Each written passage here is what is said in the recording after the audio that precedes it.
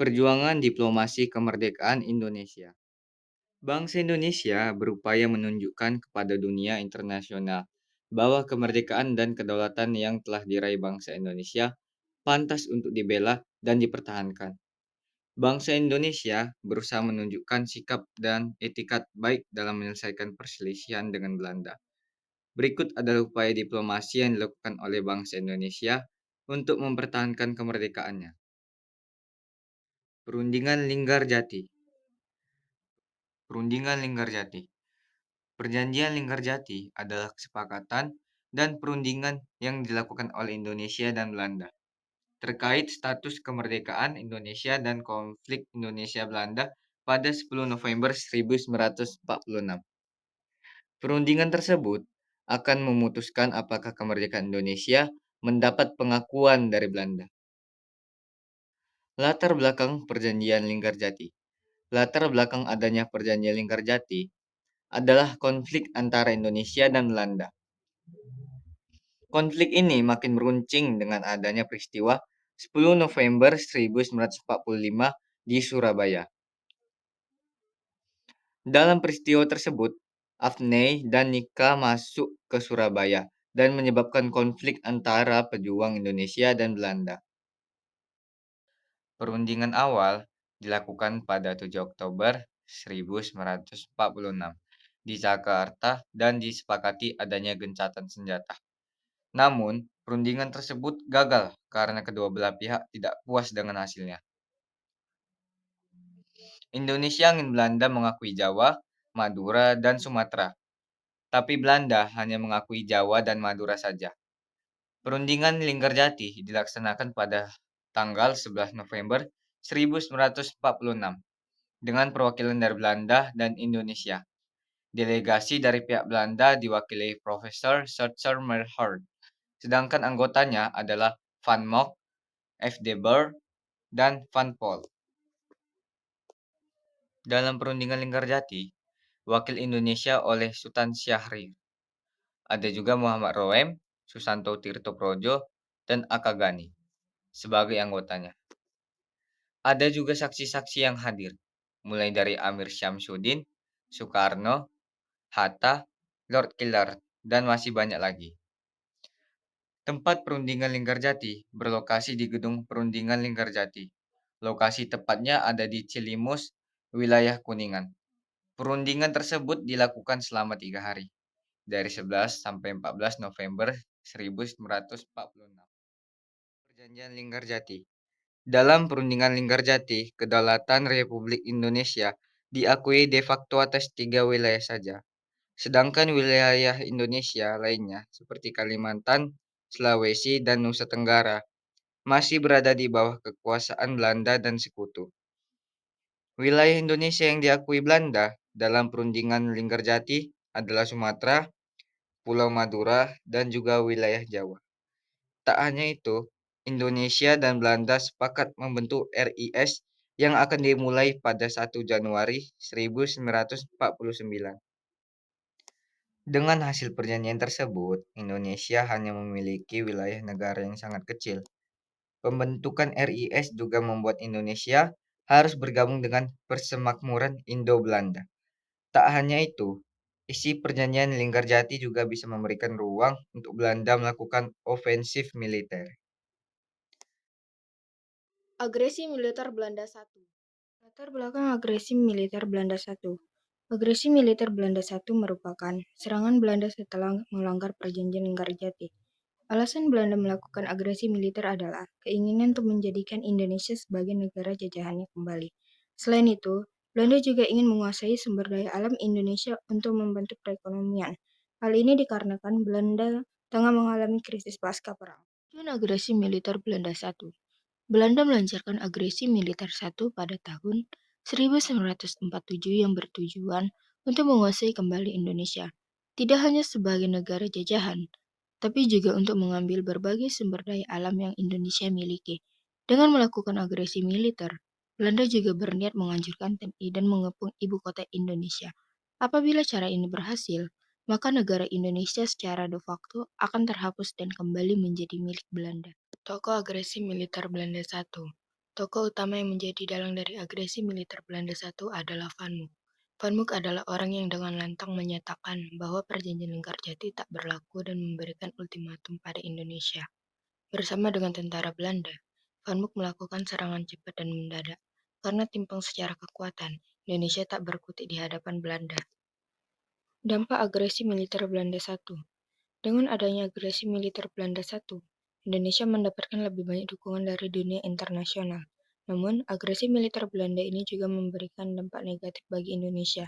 Di antaranya, melelahkan kekuatan militer Indonesia, membuat wilayah Indonesia semakin sempit karena beberapa kota diduduki Belanda, serta mengganggu stabilitas politik Indonesia. Perjanjian Renville. Belakang Perjanjian Renville. Perjanjian Renville terjadi karena konflik antara Indonesia Belanda tak kunjung membaik. Belanda juga terus melakukan agresi dan tidak mematuhi Perjanjian Linggarjati, membuat Indonesia berada dalam keadaan terpojok. Akhirnya, PBB membentuk KTN, Komisi Tiga Negara, yang berisi Australia, Belgia, dan Amerika Serikat. Anggota KTN ini dipilih sendiri oleh Indonesia dan Belanda. Ketiga negara ini kemudian mengusulkan diadakan kesepakatan dan perjanjian ulang. Kapan berlangsungnya Perjanjian Renville? Tempat Perjanjian Renville adalah kapal perang Amerika Serikat bernama USS Renville. Kapal Amerika Serikat yang tengah berlabuh di Jakarta ini dianggap sebagai tempat netral untuk berunding antara Indonesia dan Belanda. Perjanjian ini berlangsung mulai dari 8 Desember 1947 sampai 17 Januari 1948. Perjanjian Renville ditangi pada tanggal 17 Januari 1948 sebagai hari terakhir perundingan. Dengan adanya Perjanjian Renville, maka kesepakatan baru antara Indonesia dan Belanda mulai berlaku. Perjanjian Renville. Pemimpin delegasi Indonesia dalam Perjanjian Renville adalah Amir Syarifuddin, sedangkan pihak Belanda adalah R. Abdul Qadir. Isi Perjanjian Renville adalah Belanda mengakui wilayah Indonesia atas Jawa Tengah, Yogyakarta, sebagian kecil Jawa Barat, Jawa Timur, dan Sumatera. Perjanjian Renville dianggap merugikan Indonesia karena wilayah Indonesia semakin kecil dan pasukan TRI diminta mundur dari daerah yang diduduki Belanda. Ini tentu membuat wilayah Indonesia tersebut secara penuh menjadi milik Belanda. Dampak Perjanjian Renville. Wilayah Indonesia makin kecil dan sempit. Indonesia bahkan mengalami blokade ekonomi pasca perundingan. Indonesia jadi kekurangan sandang, pangan, dan senjata untuk mempertahankan diri. Agresi militer Belanda II. Latar belakang agresi militer Belanda II. Agresi militer Belanda II, tanggal 19 Desember 1948. Terjadinya karena konflik Indonesia dan Belanda yang tidak selesai. Indonesia menganggap Belanda tidak mematuhi aturan dalam Perjanjian Renville, sedangkan Belanda menganggap Indonesia melakukan penyusupan dan penyerangan. Militer Belanda II. Agresi militer Belanda II terjadi pada tanggal 19 sampai 20 Desember 1948. Agresi tersebut difokuskan di Yogyakarta. Tujuannya untuk menghancurkan Indonesia sebagai negara kesatuan. Tak hanya itu, Belanda juga ingin menguasai Yogyakarta yang saat itu tengah menjadi ibu kota negara Indonesia. Belanda juga ingin menangkap pemimpin Indonesia agar bisa mengendalikan Indonesia secara penuh. Tercatat bahwa Presiden Soekarno-Hatta, Syahrir, dan beberapa tokoh lain ditawan dan diasingkan ke Sumatera. Dampak agresi militer Belanda II. Agresi militer Belanda II merupakan pengkhianatan Belanda terhadap perundingan Renville.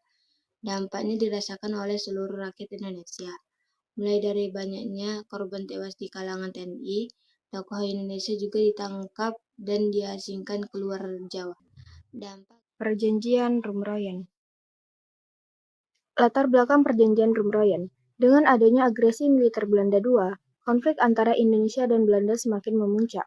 Sebelum perjanjian ini berlangsung, Indonesia dan Belanda beberapa kali melakukan pertemuan informal, namun tak kunjung mendapatkan titik temu. Indonesia ingin agar Belanda mengembalikan kedudukan RI dan wilayahnya sekaligus mengakui kedaulatan RI. Namun, Belanda masih bersikeras bahwa wilayah Indonesia adalah hak mereka untuk dijadikan sebagai negara persemakmuran. Tujuan Perjanjian Rumroyen. Perjanjian Rumroyen ditandatangani pada tanggal 7 Mei 1949. Perundingan ini bertujuan untuk meredakan situasi Indonesia yang memanas pasca terjadinya agresi militer Belanda II. Selain itu, perjanjian ini juga sebagai usaha diplomatik untuk meredakan konflik antara Belanda dan Indonesia. Isi Perjanjian Rumroyen. Ada 6 poin isi Perjanjian Rumroyen, 3 dari pihak Belanda dan 3 sisanya dari pihak Indonesia. Untuk pihak Indonesia, pernyataan isi perjanjian ini adalah 1. Indonesia menyatakan sanggup untuk menghentikan perang gerilya. 2. Bekerja sama mengembalikan ketertiban dan keamanan. Ketiga, Indonesia bersedia ke KMB di Den Haag dan tujuan mempercepat penyerahan kedaulatan. Dan untuk isi pernyataan perjanjian dari pihak Belanda adalah 1. Pengembalian pemerintahan RI Yogyakarta ke Indonesia pada 24 Juni 1949 dan akan dikosongkan dari tentara Belanda pada 1 Juli 1949. Kedua, mengenai penghentian permusuhan dengan Indonesia akan dibahas kembali setelah kembalinya ibu kota Indonesia. Ketiga, menyetujui KMB dilakukan di Den Haag. Dampak Perjanjian Rumroyen. Dengan adanya Perjanjian Rumroyen, maka hubungan Indonesia dan Belanda sedikit membaik. Ada keuntungan Perjanjian Rumroyen bagi Indonesia, yakni adanya kemungkinan diadakan KMB, Konferensi Meja Bundar, dan kembalinya Yogyakarta sebagai ibu kota Indonesia. Konferensi Meja Bundar. Latar belakang Konferensi Meja Bundar. Sengketa antara Indonesia dan Belanda tak kunjung usai. Jadi, sebagai hasil dari perjanjian Rosemeroyen, KMB dilangsungkan untuk mengurai masalah antara Indonesia dan Belanda. Tujuan Konferensi Meja Bundar. Tujuan adanya KMB selain sebagai hasil lanjutan dari perjanjian Rosemeroyen, juga sebagai bentuk penyelesaian masalah antara Indonesia dan Belanda yang sudah terjadi sekian lama.